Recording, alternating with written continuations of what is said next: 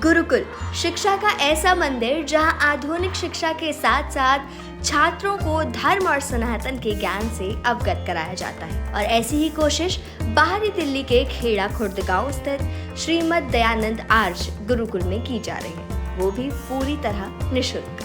गुरुकुल की शिक्षा पद्धति जो बनी हुई है इस समय, आधुनिक शिक्षा के जितनी भी पुस्तकें पढ़ाई जाती है वो सारी की सारी पुस्तकें पढ़ाई जाती है। NCERT की किताबें इनकी लगी हुई हैं और साथ साथ धार्मिक शिक्षा के लिए भी उसमें अलग से ऐड किया गया है। तो जैसे वेद है, गीता है, ये सब जो अलग से उसमें जोड़ दिया गया है।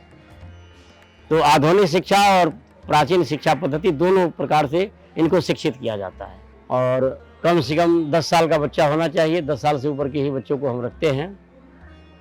और पूरी व्यवस्था निःशुल्क है।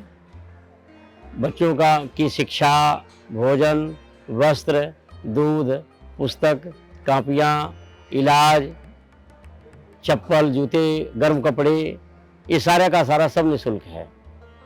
और बच्चों की पढ़ाई के लिए 8 अध्यापक रखे हुए हैं और सुचारू रूप से जिस प्रकार से विद्यालय में पढ़ाई होती है उसी प्रकार से गुरुकुल की भी पढ़ाई होती है।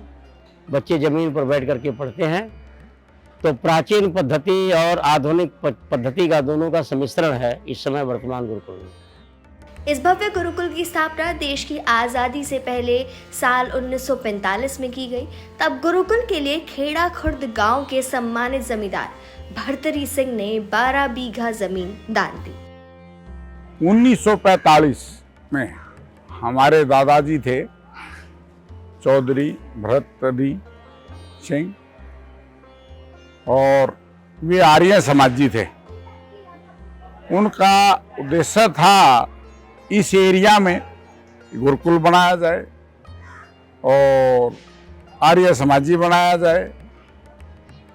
मांस, मिट्टी और धूमपान, नशे से खिलाफ लोगों को जागरूकता कराया जाए। हमारे यहाँ पे 75 बीघा जमीन थी जहाँ पे गुरुकुल है। और ये हमारे दादाजी ने सबसे पहले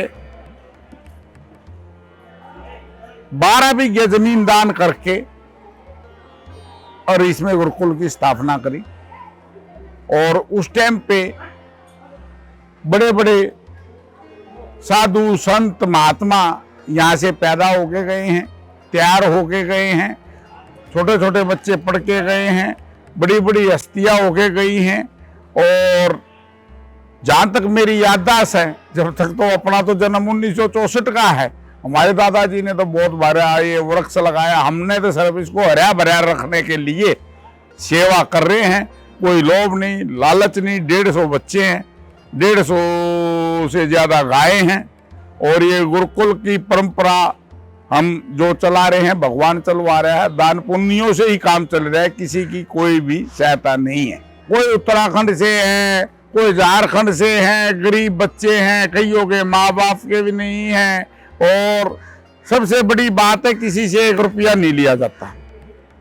दूध जितनी गाय देती हैं ये बच्चे पीते हैं। हमारे घर पे नहीं तो आदमी का ये सोचते हैं भाई हम पर दान है तो हमारे घर पे दूध जाए, छाछ जाए, एक छटाक दूध नहीं जाता।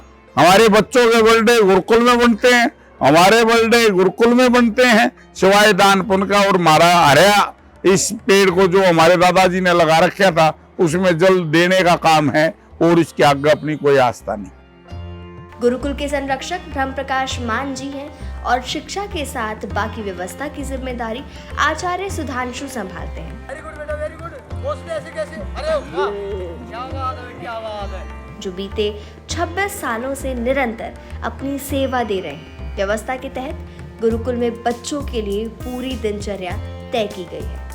इनकी दिनचर्या बड़ी कठिन होती है। जिस प्रकार से सेना में अनुशासन होता है, लगभग उसी प्रकार से गुरुकुल का भी अनुशासन होता है। सुबह प्रातः 4 बजे ब्रह्म मुहूर्त में उठ जाते हैं बच्चे। ब्रह्म मुहूर्त में उठ करके शौच आदि से निवृत्त होकर के व्यायाम करते हैं। व्यायाम करने के पश्चात सभी बच्चे एक जगह बैठ जाते हैं, होमवर्क करते हैं, स्वाध्याय करते हैं। फिर उसके बाद 7 बजे यज्ञ होता है। 7 से 8 बजे तक यज्ञ और मेडिटेशन करते हैं। फिर उसके बाद जलपान करते हैं। जलपान करने के पश्चात 8:30 बजे प्रार्थना होती है और विद्यालय प्रारंभ हो जाता है। फिर 12 बजे बच्चे भोजन करते हैं। भोजन करने के पश्चात इनको थोड़ा विश्राम का समय दिया जाता है, आधा घंटा करीब, आधा घंटा विश्राम करते हैं।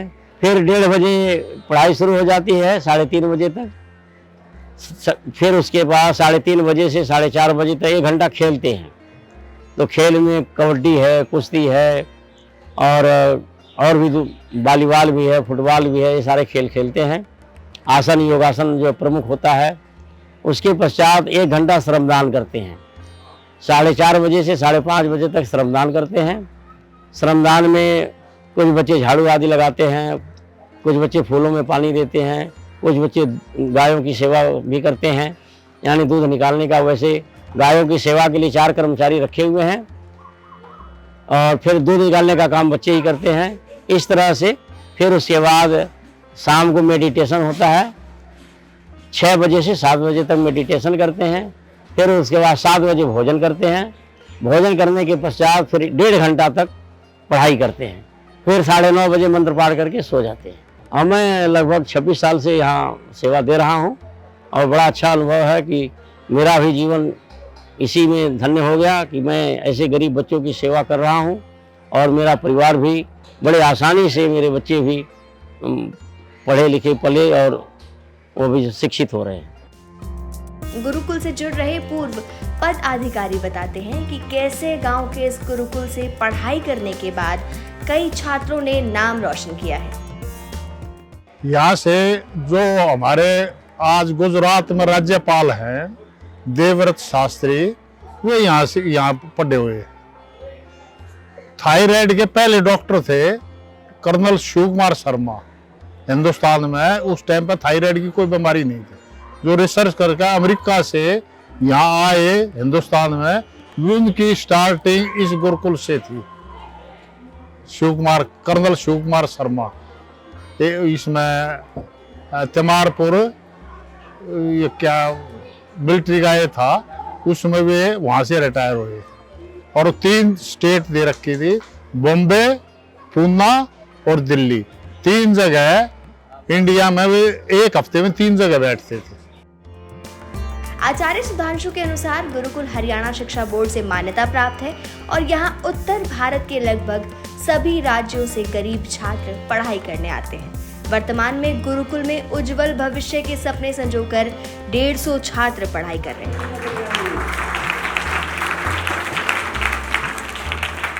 मैं राजस्थान से आया हूँ। मेरे को इस गुरुकुल में 7 साल हो गए हैं और यहाँ पे NCERT की भी किताबें पढ़ाई जाती है और हमारी संस्कृति जो प्राचीन संस्कृति है उस पर ज़्यादा विशेष ध्यान देते हैं। वेद है, गीता है, इन सब पर ज़्यादा ध्यान देते हैं और बाकी स्कूलों की भी पढ़ाई यहाँ पे होती है, इंग्लिश, विज्ञान, साइंस, ये सब। जी शुरू में आए थे जब दिक्कत लगती थी, अब आनंद आता है उसमें। सुबह 4 बजे उठना, फिर नहा धो के अपना यज्ञ में बैठना, यज्ञ करना सुबह शाम दोनों टाइम। यहाँ का ये सब कुछ निःशुल्क ही है। यहाँ कोई भी शुल्क नहीं लिया जाता है। या वस्त्र, पुस्तक, पेन इत्यादि किसी भी चीज़ का शुल्क नहीं लिया जाता है। बिना किसी सरकारी सहायता के खेड़ा खुर्द गांव स्थित ये गुरुकुल सिर्फ दान दक्षिणा से संचालित किया जा रहा है। वर्ष 2025 में गुरुकुल को स्थापित हुए 8 दशक हो जाएंगे। संरक्षक ब्रह्म प्रकाश मान कहते हैं कि उनके पूज्य दादाजी ने गुरुकुल रूपी जो वृक्ष लगाया था वो उसे सींच रहे हैं।